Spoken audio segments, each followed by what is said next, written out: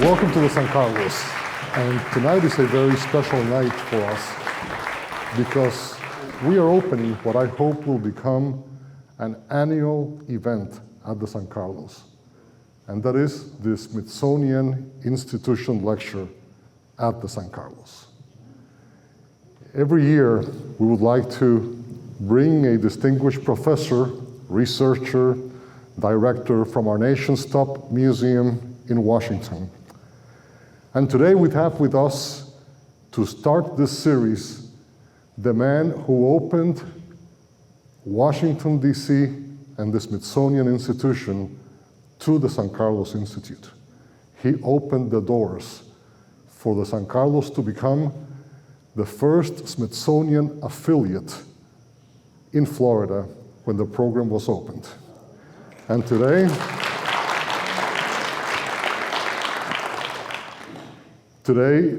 we maintain that association digitally. If you go into the Smithsonian's webpage and put San Carlos Institute, you will find a couple of digital exhibits that were co-curated by Paul Taylor and by myself and by the director of the Postal Museum. They are collections about the Peach exhibit, who was a Cuban stamp collector who before he died donated his entire collection to the San Carlos. And with the Smithsonian, we have put together two exhibits, digital exhibits. One of them involves Key West very, very directly, the history of aviation, Cuban aviation. And the first international flights were from Key West to Havana and from Key West to Mariel. And if you go by White Street a little bit further down, you will see in the corner where Pan American Airways established its headquarters for its first international flights. So Key West is right in the picture there. And here in Key West, you're sitting in a place that Governor Bob Graham of Florida, when he opened the efforts that we began in 1985 to restore this building, Governor Graham said, "We are entering into sacred ground. This is sacred ground for the Cuban people. The most important Cuban landmark outside of Cuba, the place that is recognized as the cradle of Cuba's independence movement. It was here in the late 1890s that José Martí, Cuba's distinguished patriot and poet, united the exiled community, most of them humble tobacco workers. And from this ground, he launched the final phase for Cuba's independence. And those ideals and aspirations remain to this very day, the ideals and aspirations of the Cuban people just 90 miles away, who continue to suffer from a communist totalitarian regime. And this building and this institute stands as a symbol of freedom and hope for the Cuban people. We are very grateful to have this collaboration with the Key West Art and Historical Society and the distinguished lecture series from the Key West Art and Historical Society that is the sponsor of this lecture tonight. And I wish to thank for that Michael Gira, Michael, the director of the Key West Art and Historical Society, and Corey Coventito, who is the curator. So thank you and their whole staff for bringing you all here. They were the ones who contacted you and who made the web announcement about this lecture tonight. But without further ado, I would like to introduce Dr. Paul Taylor. And when you go to Washington and you go to the Washington Mall, you'll see the science building of the Smithsonian Institution, one of the most impressive buildings of all the Smithsonians.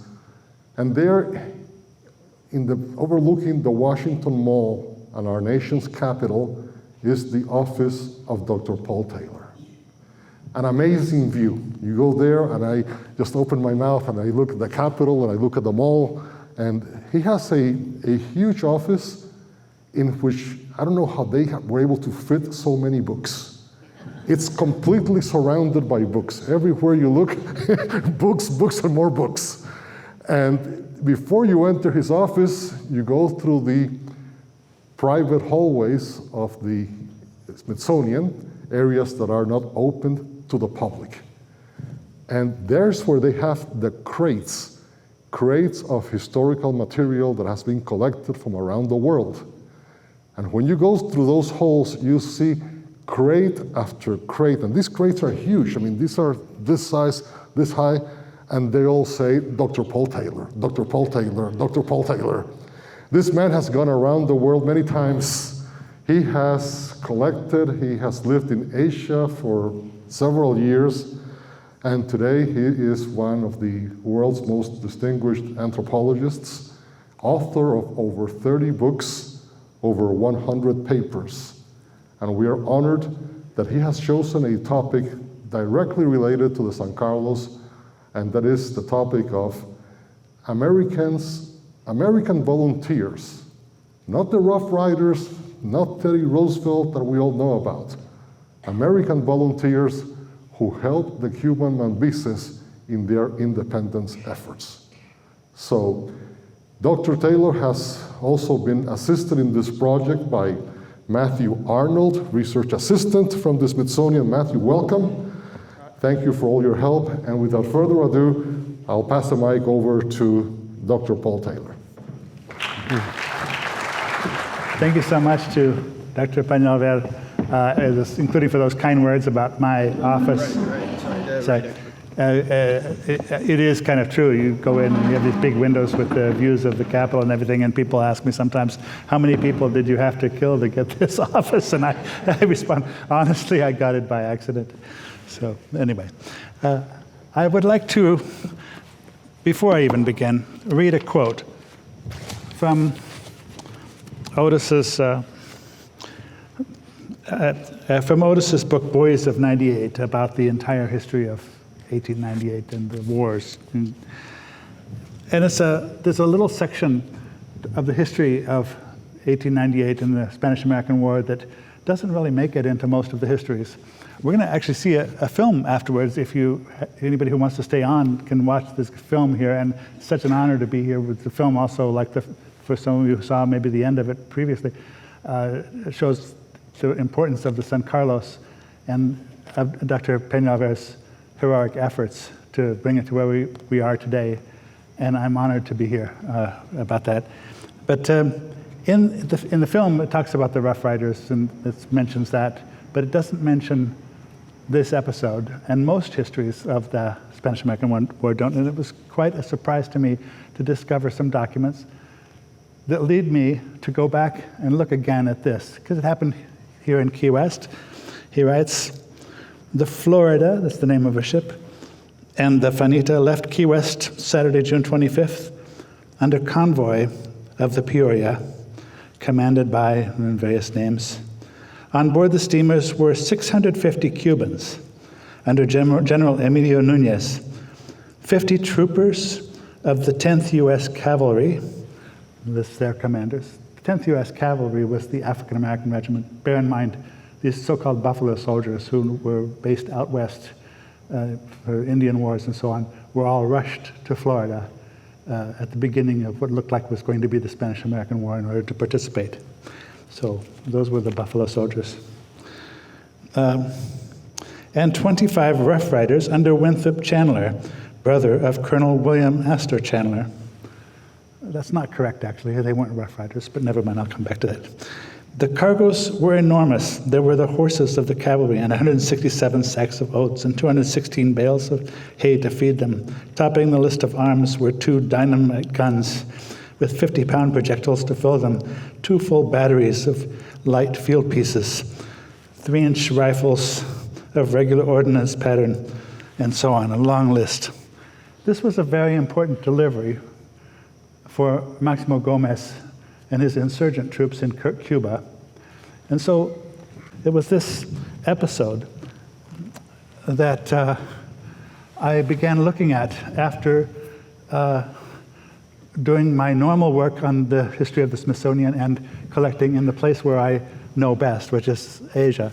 So we have an unusual system here. I can't actually see the slides except by this way.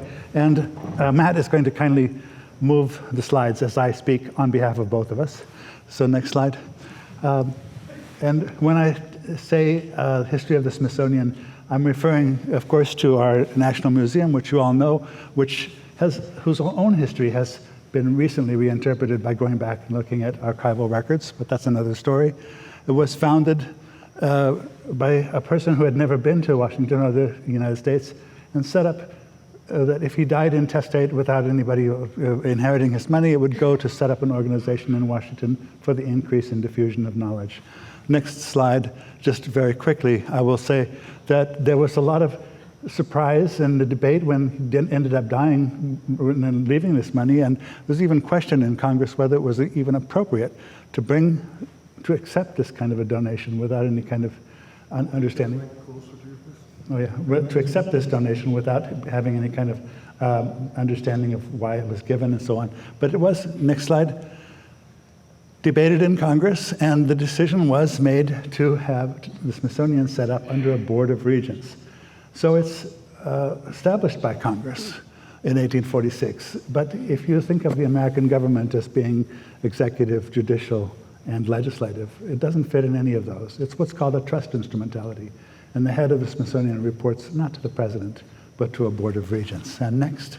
And when we think about organization museums like Key West Art and Historical Society or San Carlos, you know, we often forget that big museums always start small, and they start small and flexible, and they're changing and so on, and they grow.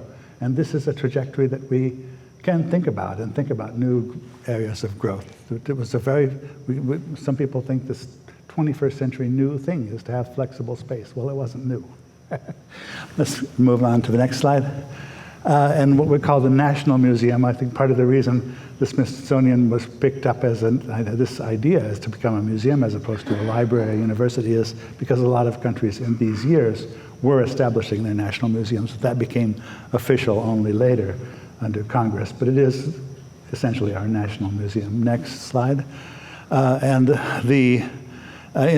the time of the 1898 period, we had already constructed the Arts and Industries building as it's known now, but that was then called the National Museum building.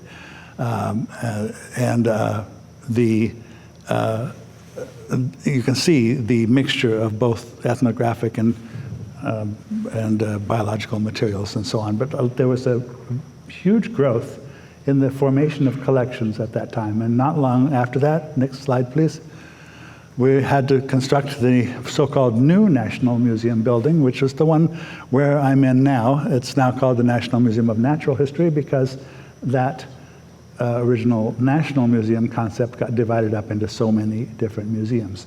But this period between the 1880s and the 1910s, 20s was a period of enormous collecting, and some of these collections were made by scientists, and others were developing a kind of what they thought of as a professional collecting, well, we could say a profession. Mostly very wealthy people who wanted to collect. They were sometimes sports hunters as well, collecting things for museums while having beautiful sports collections of, you know, antlers of the mounted specimens of mountain goats and so on from faraway places that they had picked up. But these were the collectors who developed among themselves very often a kind of knowledge in which they would keep in good correspondence with letters, the handwritten letters, which I've been going through in the archives, and they would meet each other in different parts of the world and they would stay in contact. This was the sort of setting in which this 1898 happening here in Key West was taking place. Next, so meanwhile, the numbers, sorry, go back please. When I said next, I was still on earlier. Yeah, that one. So, but just to conclude this story, so this continual building of new museums has continued. We now have 21 with authorized by Congress new ones, which I don't know whether they will happen or not. But anyway, so it is a very major place, and we hope that any of you will have an opportunity to visit. And that was the trajectory that was on its way already, as in the last century. Next, please. One of the things that we try to do is develop good partnerships with very promising organizations around the country. And it's to Dr. Peñalver's credit that San Carlos is definitely a great friend and colleague institution for us. This is the one image of many images from the website which he mentioned. And next slide, please. It's this bilingual website. And you can click on these and get very different stories about the history of Cuba based on postage stamps, which is an interesting way to tell history. If you think about it, a lot of countries put the things they think are most important on their postage stamps if they want to commemorate them. So that can be a very productive way of telling history stories. Anyway, I throw this in as an example to show why our partnerships with the San Carlos have been going on for some time. Now let's get back to the setting in the 1880s, because these people who showed up here in Key West and went from here to Cuba had been trained mostly in Tampa or sometimes here for some time since the war was about to break out.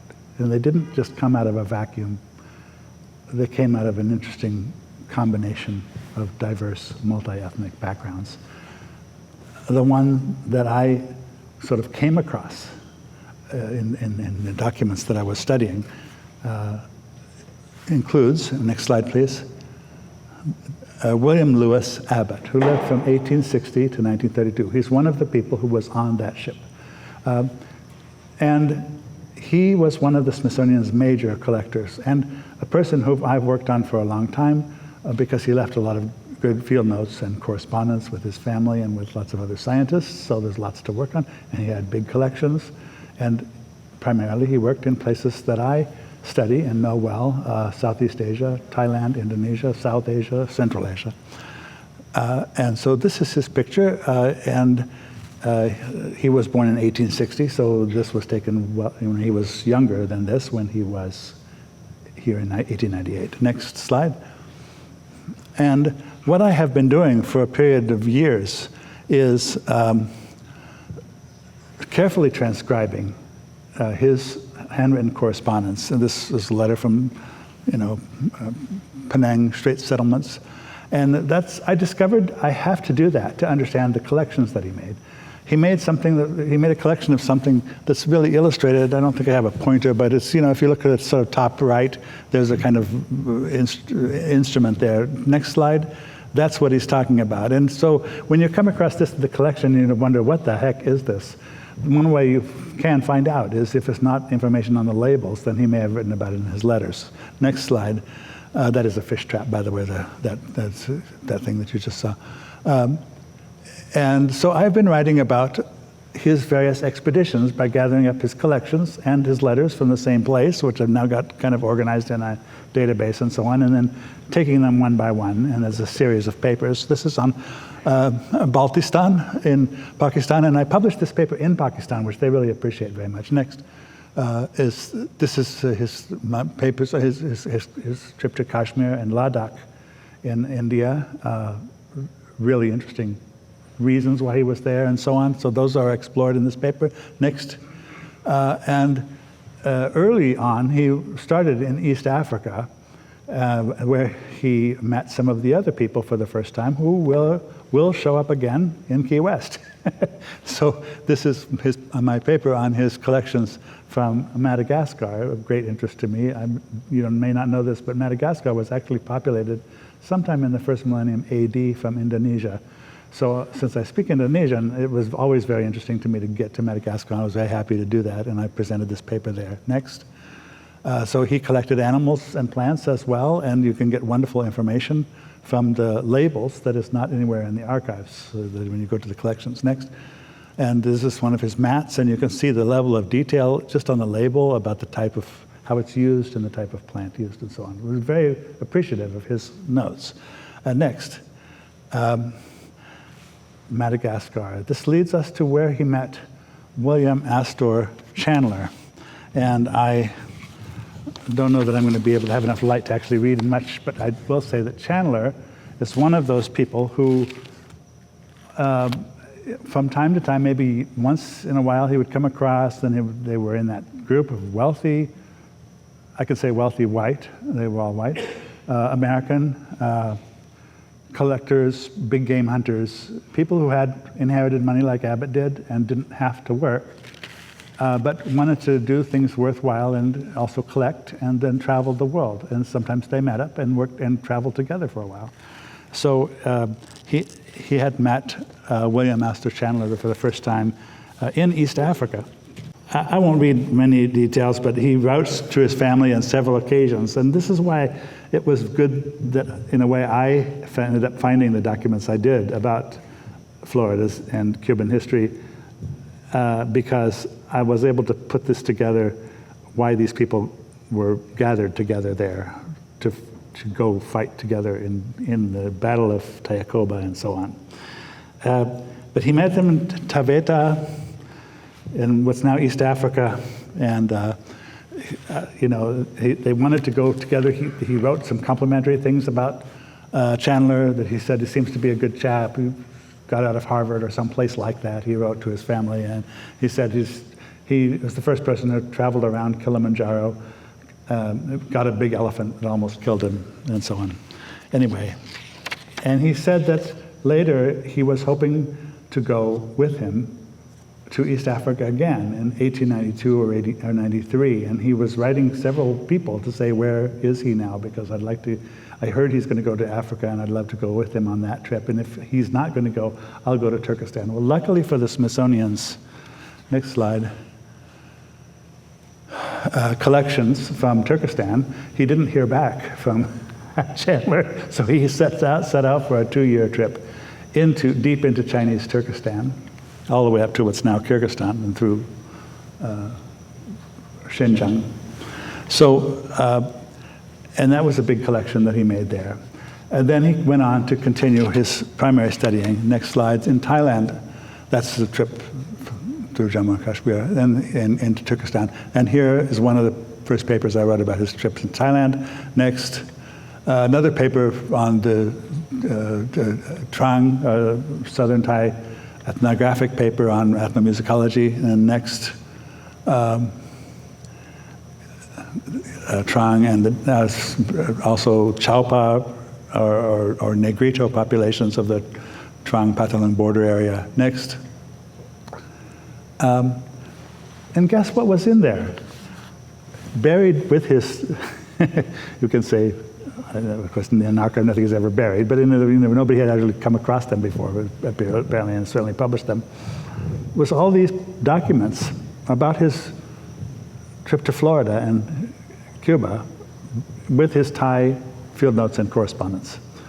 And the reason is because in May of 1898, he went back briefly from Thailand to the US and was planning to go right back to Thailand to continue his collecting. But since war was breaking out with Spain, he, typical of his sense of duty and responsibility, felt that he should join the war.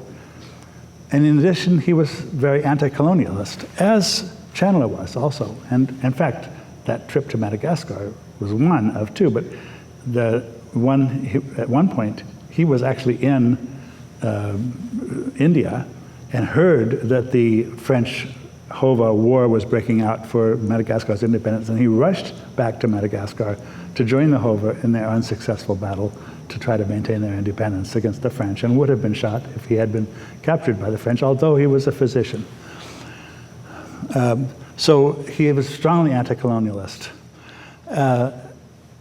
and he was pro-American, and he respected anybody who was pro-anything else, that was their country. It was their responsibility to fight for their country, And that was true right up through World War I and so on, when he was encouraging family members to go fight. So that's where these previously undiscovered documents. Now, the historians of the Spanish-American War were actually quite enthusiastic about this because we have such a paucity of first-hand accounts, and certainly not from groups like this, a sort of militia which doesn't fit any of the normal categories. I mean, the next slide, please. We have a description of them in the New York Times, and it refers to them as Rough Riders, and the quote I gave you earlier said that. Rough Riders, though, is a very specific thing, and there was a April 1898 legislation that established the Rough Riders. So it was a temporary augmentation of the military. Was intended always to be temporary, only to be called forth in times of war or expected war, and then immediately disbanded afterwards. It's a very specific legal and military law that applies to them. And we learned a lot from these documents about this group, which was called Rough Riders, even in this New York Times article. Next slide. There's William Master Chandler's Rough Riders from a profile. So he actually tried to join the Rough Riders, but was not allowed to. When he and his group of wealthy people he knew, people like Abbott, some big game hunters, the people who brought all their own weapons, and he paid for good weapons in addition. But these were basically a group of, we can say by today's standards, millionaires who all knew each other and wanted to go do their next, instead of big game hunting, it was their trip to fight in the Spanish-American War. So they all gathered at Tampa to hopefully join the invasion of Cuba. But he was not allowed. McKinley said, and Roosevelt said, that when he was requested, sorry, we have enough Rough Riders, which is a very odd thing to have said. And there is so much that's still unknown about this, and I hope people here will take an interest in this. And I actually am leaving copies of my cards out there. I hope anybody who wants to follow up on this is welcome to contact me through the San Carlos. But it's speculation why that would have happened. I mean, I can speculate. Chandler was he's wealthy. He's a New York politician with a lot of connections to colleagues and friends in Cuba, and not quite legal ones either, in terms of smuggling and supplying arms. But somehow he managed to evade any problems with the law, as some people do. But I think it may be something else. He was a Democratic politician. I don't think Abbott ever expressed a political affiliation. President McKinley at the time, of course, was Republican. So was Theodore Roosevelt.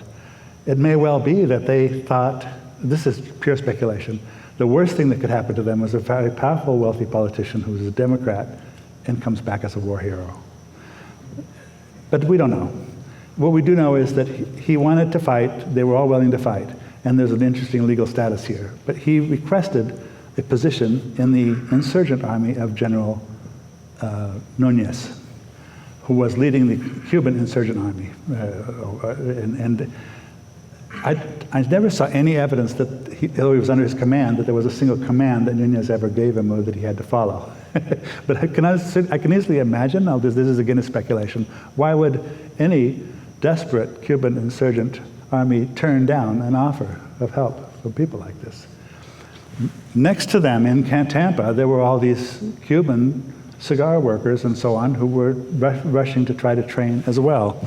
And there's some wonderful quotes in here. I don't really, because of the time, I don't have time to read them all, but he says he's met a person from the Manchester Guardian, a reporter who was very upset that the American government would allow these people to be training. And he said it's true that these are young boys and old men. They're cigar workers. They're in bad physical shape. Most of them have never shot a gun. But he said to the Manchester Guardian reporter, look, these people have had their families starved or killed by Spaniards. He met some women who had almost all their male relatives killed by the Spaniards. And so they want to take their revenge and they want to fight Spain. We should let them. We can help them train, we can transport them, we can provide arms, but that's all we can do. And they got, in a way, we can say the worst weapons, but that's probably also the whole country was very unprepared for war. And he complains about this. He says, you know, we're overpaying for everything because we were unprepared for war. These people, the Cubans, are going into war with these old weapons, and I am not a weapons expert, but he gives the names of the different weapons they carry. These have the most smoke. They produce smoke every time you fire, and many of these people will be killed. So we're getting a really first-hand account of what's going on. And that's quite a very nice thing to have when you have a historical phenomenon that's not well known. Next slide. This was General Emilio Nunez, who was nominally in command of this group. But because of the fact that he's part of Nunez's command, that made it legitimate for the US Navy to transport them alongside all these cigar workers and Cubans, and alongside the African Americans. In a big historical phenomenon, massive resupply to the desperate forces of Maximo Gomez, who then were able to continue the battle through the rest of Cuba. And really, historically, that may have been a very much more important phenomenon in the story of the Spanish-American War than has been given credit to. At least we can say that such people, of course, people like Chandler and Abbott are not subalterns or people of color or something like that that are ignored by history, but many of the others on that group were. It may be that the Rough Riders in Teddy Roosevelt's group got all the publicity because they managed the publicity for the time. Anyway, they fought. We have a very limited amount of time, and I'm just going to run through some slides. Please go next, Matt, if you don't mind. These are some of the volunteers, and what I'd like to say about this is how important I think it is going to be to really understand better this extremely special, multi-ethnic character of what was taking place in Florida at this time. Next, a group of just some images from the camp of lots of people mixed together. Sorry, you have next, Cuban soldiers. These are among the Cubans who were trying to practice, and sometimes practicing with sticks until the rifles arrived. Next. These are some of the Buffalo Soldiers. This is an illustration of them. Next. A group of Buffalo Soldiers. That's the term that was given by the Cheyenne Indians to the African-American regiments who were sent to the West. Next. So what I have done is published this in the peer-reviewed journal Florida Historical Quarterly. I've published the documents that Abbott wrote to his family. And he's writing here about the fact that they're just leaving to go via Key West. They're leaving Port Tampa to go via Key West. And that's the quote that I started with when at Key West. Now, he thinks there were about 300 Cubans. I read the quote of 650 leaving Key West. So what happened? I don't know. Somebody's quote count is wrong. The cigar workers were added at Key West, maybe, or somewhere between Tampa and Key West. Whatever happened, we invite all of you here to please join our effort to try to figure out, because there's a lot of work to do in the archives. I do think that somewhere in National Archives and Records Administration, that Navy ship had a list of its passengers. So there's lots to do. Next. This is about a postcard-sized leaflet that was passed out to all the people who were gathered there in Tampa in this multi-ethnic community, and there's no explanation at all. It is included in a note to his mother. But patriotic songs on one side, all American patriotic songs, and then the Cuban flag on the other. The juxtaposition of American patriotism and fighting for Cuba. I think this is just a beautiful little postcard. I think maybe we should make an imitation one of something for some time to send somewhere. Next. Matt, our program manager in our office, and I myself were just in Belgium a couple of weeks ago, looking at a situation which I think is in a way comparable to the situation that I've described here, the multi-ethnic battles going on somewhere in the world. And it's one of the best war museums, I think. Maybe it's my favorite war museum. It's the Museum of World War II in the historic medieval cloth hall at Ypres, Belgium, the terrible Ypres salient. The recently remade movie, All Quiet on the Western Front, and so on. That's all about this area. Huge numbers of people killed in trench warfare. Next. So to make a museum of war, you're also making a museum of peace. But how do you depict episodes like what we were just talking about in the Spanish-American War, which are so important to Cuban-American history and Cuban history and others? And we see that in a war museum, you have chronological displays, and you have next also thematic displays of different topics. Next. In addition, there's an interesting project, which I am throwing out as an idea for places like the San Carlos and for the Key West Art and Historical Society. It's their nom and liste project, La Liste des Noms. And the idea is that they're trying to list all the names of the people who fought in Flanders in World War I on all the different sides, including Germans. And I just thought about this. What if we tried something like that, going back to sources and saying, who were those 650 Cuban Americans who left? Who were the Spaniards? Who were the Americans, and so on? Who were the 25, or maybe they were actually 26 Americans in Chandler's group? And who were the Buffalo Soldiers? And what are the stories for each of them? What could you do with that information? It's a very important historical information. They discovered, among other things, that all these traditional histories of World War I, where it's the English fighting the French, fighting the Germans, a very high percentage of those English were actually South Asians or other people from labor corps or soldiers from all over the empire. A very high percentage of the French were Senegalese, Côte d'Ivoire, and so on. And so the shape of the war started looking very different, and I can easily imagine the shape of the Spanish-American War might give room to more of the Cuban-American effort and less prominence to the Teddy Roosevelt, Rough Riders. Next. So in this case of this, they've actually found lots of detailed histories of the individuals, and they've actually brought in actors who are dressed like this person and describing his background and what happened to him. Next, including a database about all these people so that people can come and find their ancestors. Next, even this is true for the people who died as civilians, the people who were killed in the war, though they were civilians, they were not fighting. And next, and then they've created displays that show this information from one region at a time, and they can move it from other places for delegations from particular places. And finally, next, you can look up the information from your of your own ancestors, or you can also ask to see who came from your place. I looked up who among people from around Washington, D.C., one person from Potomac, Maryland, another person from, I think it was one of the nearby places in suburban Virginia, who ended up dying in that area. And what was that person's story? Next. So I'm just envisioning something like this, using our archival records, which are very, very productive. Young people nowadays often don't even know how to read cursive written today, let alone in the past. But once you learn it, it's not impossible. We learn how to read Sanskrit and Arabic. We can learn how to read English.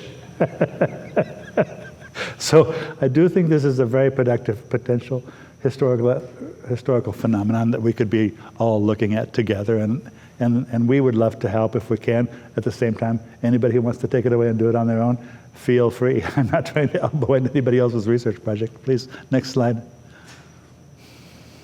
So this paper is available on academia.edu. If you go to academia webpage, I think many of you know that's the scholarly publication page. You can look up the name Paul Michael Taylor, and you'll see my papers and books and so on. So you're welcome to download almost everything free. There's nothing that we charge for, but sometimes for copyright reasons, there's just information how to get it in the library. But most of everything is downloadable and viewable free.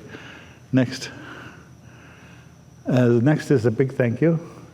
And I want to thank Matt Arnold, who because of lack of time and just somebody had to do the slides, I'm giving his part of the paper as well.